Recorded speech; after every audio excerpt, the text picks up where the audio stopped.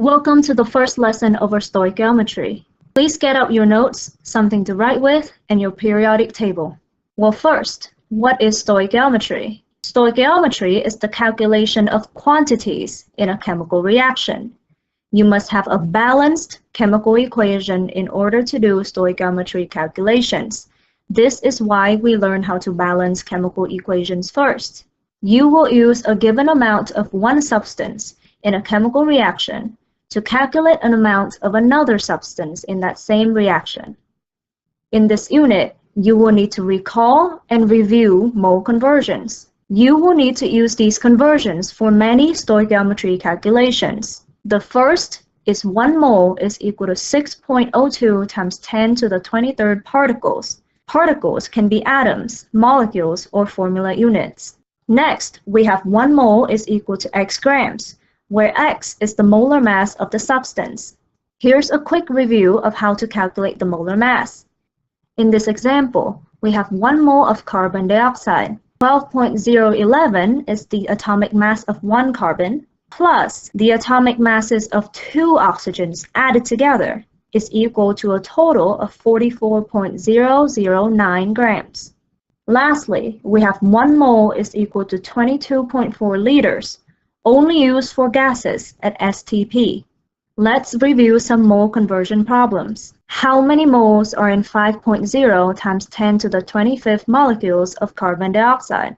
We always start by writing down the given, which is in molecules. We need to get rid of molecules, therefore we would put that on the bottom. And the conversion unit that we will use is 6.02 times 10 to the 23rd molecules. The question is asking for moles. Therefore, that should be placed on top. Here is where you can check that your top and bottom units do cancel out, and you are left with the unit that the question is asking for, in this case, moles. Here's a quick reminder of how to enter this into the calculator. Instead of 5.0 times 10 to the 25th, you can use the E button and enter it as 5.0 E25, which replaces the need to put times 10. You're going to multiply across the top and divide by the bottom. The answer for this problem is 83 moles carbon dioxide. Now remember, we are in a calculation unit. Therefore, you will have to keep in mind the sig figs. You started with 5.0, which has 2 sig figs. Therefore, your answer must also have 2 sig figs. Now I want you to pause the video, take a moment, and do the next problem on your own. Welcome back. Here's the setup for this problem. Once again, you start with writing down the given first. In this case, is moles. You want to get rid of moles by placing it on the bottom. The units are the same, therefore moles carbon dioxide cancel out with mole carbon dioxide. Grams of carbon dioxide goes on top, which answers the question. And the mole conversions used here is 1 mole is equal to x grams, where x is the molar mass of CO2, which is 44.009 grams. The answer comes out to be 11.0. Once again, you must check for sig fig. Once again, pause the video and try the next problem on your own. Welcome back. In this question, it asks how many moles of carbon dioxide gas are in 100.0 liters at STP. Once again, we start with the given, which is 100.0 liters carbon dioxide. We need to get rid of liters, therefore we place it on the bottom. Once again, let's confirm that the units are alike, therefore liters cancel out with liters. And on top, we have moles, which answer the question. The mole conversion used here is 1 mole of carbon dioxide is equal to 22.4 liters of carbon dioxide. Therefore, multiplying across and divide by bottom, our answer comes out to be 4.464 moles carbon dioxide. Lastly, we check for sig figs. The given is 4 sig figs. Therefore, our answer must be 4 sig figs. Now, we move on to interpreting a balanced chemical equation. This equation can be interpreted as follows. If we react 2 atoms of solid iron with 3 molecules of chlorine gas, we will produce 2 formula units of solid iron 3 chloride.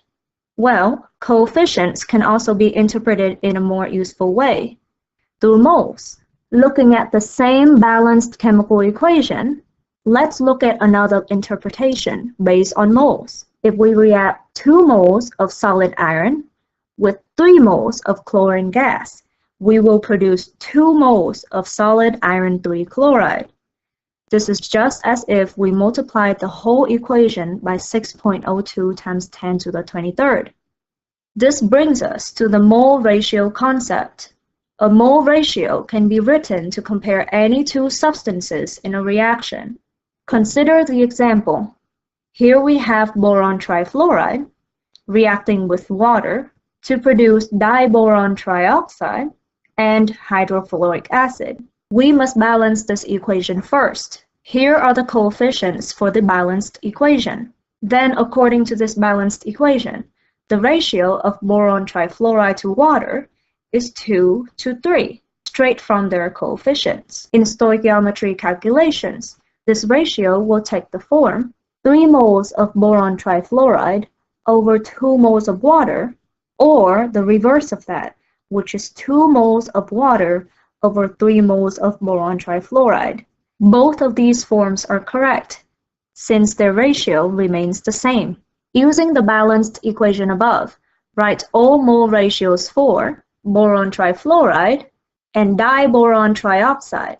According to the balanced equation, 2 is the coefficient for boron trifluoride, and 1 is the coefficient for diboron trioxide, or the reverse of that, where we have 1 mole of diboron trioxide over 2 moles of boron trifluoride. Both of these are correct. For water and hydrofluoric acid, we can have 3 moles of water over 6 moles of hydrofluoric acid, or 6 moles of hydrofluoric acid over 3 moles of water. Once again, these numbers correspond to the coefficients in your balanced equation. Quickly pause the video and try this last problem on your own.